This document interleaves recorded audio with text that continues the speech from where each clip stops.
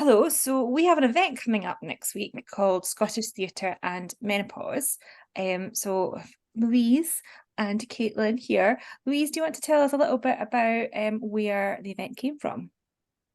Yeah, as I remember it, this is what happened. We've been thinking for a while about a series of events called Scottish Theatre and something, and and those are intended to kind of look at the working culture of Scottish theatre and think of like positive ways to impact on it and to create spaces to discuss it and affect positive change.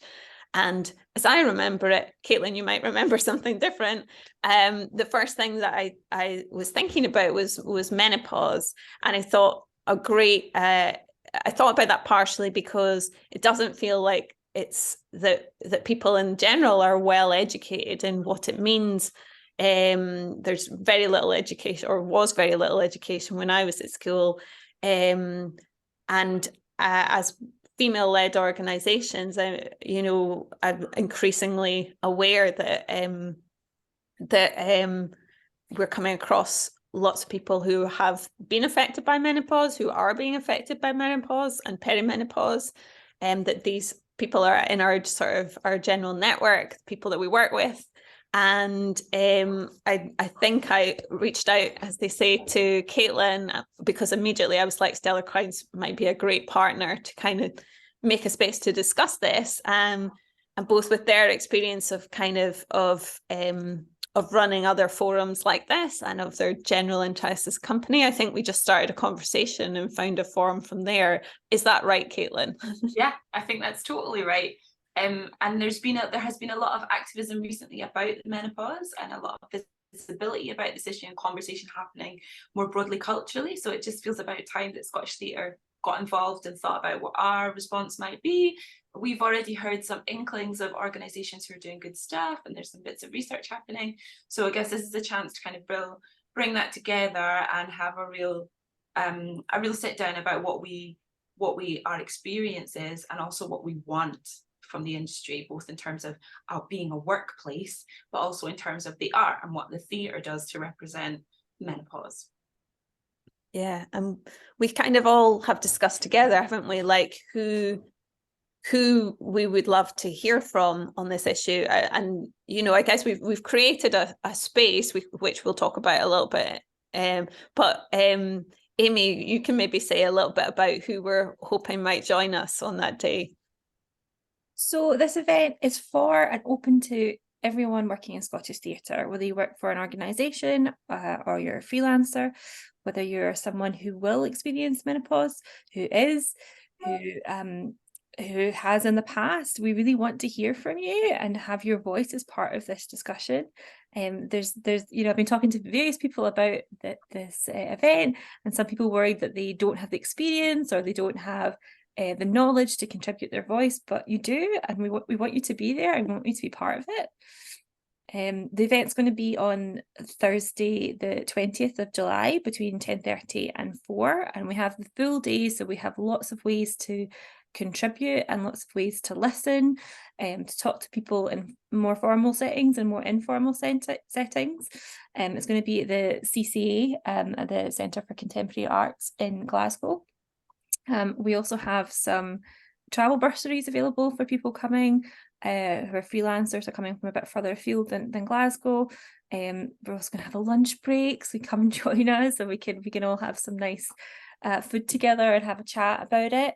So yeah, we really like it's everyone, and it's important that we have a wide variety of lived experiences in the room on Thursday.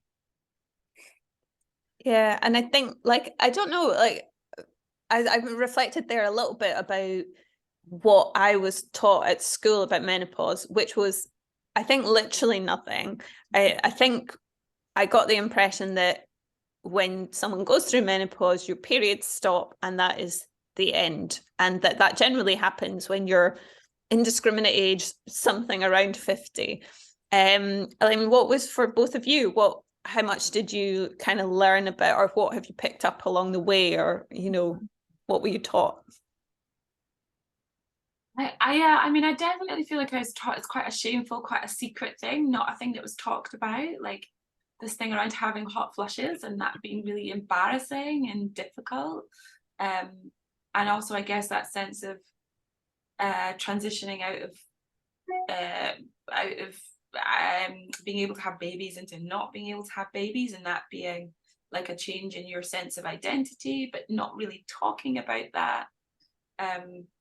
Yeah, and we in our conversations as well, we were comparing the menopause experience with what we might see a lot in our culture and in narratives around a midlife crisis. So we might see a male midlife crisis narrative quite often, quite regularly. But when do we see a really cool, interesting, three-dimensional experience of a woman going through something similar in midlife? And very rarely. And I guess that connects to my own thing, like a lot of other things we see around women of a certain age over 40, say, not being well represented in our culture, or being represented in quite a poor way.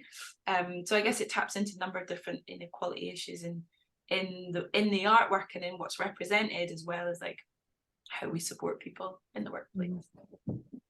Absolutely. I didn't get any education either, and I think the thing that is really stayed with me recently when I'm hearing people talk about their experience of menopause is how much it affects your career and your working life. Yeah. And of all the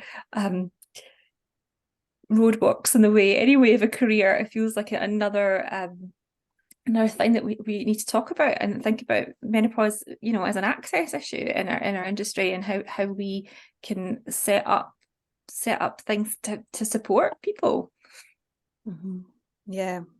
And again, it's all of the, I guess, anything that I did learn about it was through one very specific lens, in the same way as the sex education I got at school was from a very cis heterosexual experience.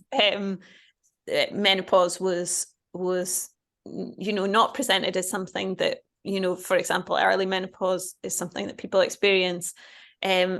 It was very much depicted as the end of a process and not a process in itself.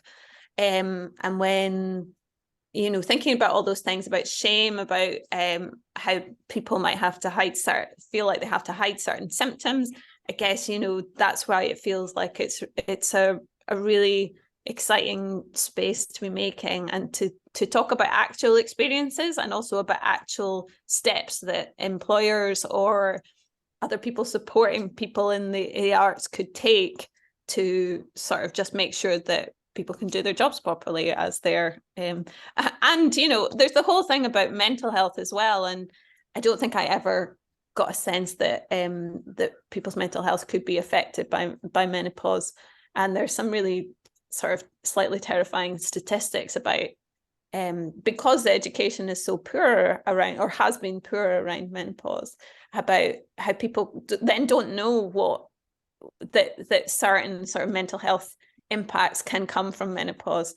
So all of these things and more, I'm excited about hearing more from both experts and people who have lived experience of menopause and perimenopause about, and just like, I hope it'll be a really nice space, a welcoming one that is around just discussion and sharing.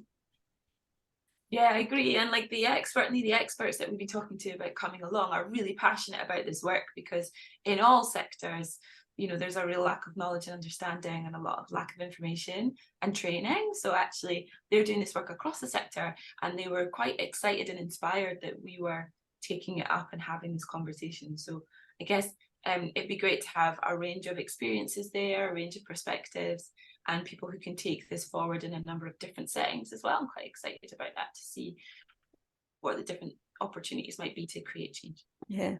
And but specifically, if people think they have no link to it or no experience to share, I guess I would go, yes, you're part of who we really want in the room, because I know myself in lots of different ways.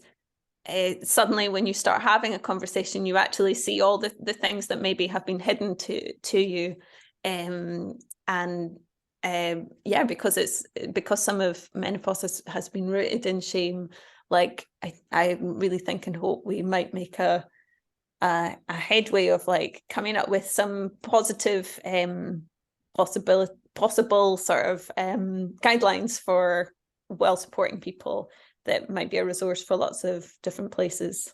Yeah, this can be the start of something, like a little catalyst for something that's going to go forward in the future. Great. So do register. There's a sort of registration form that should be near this video. Love to see you there. Yeah. See you there. See you there. Bye.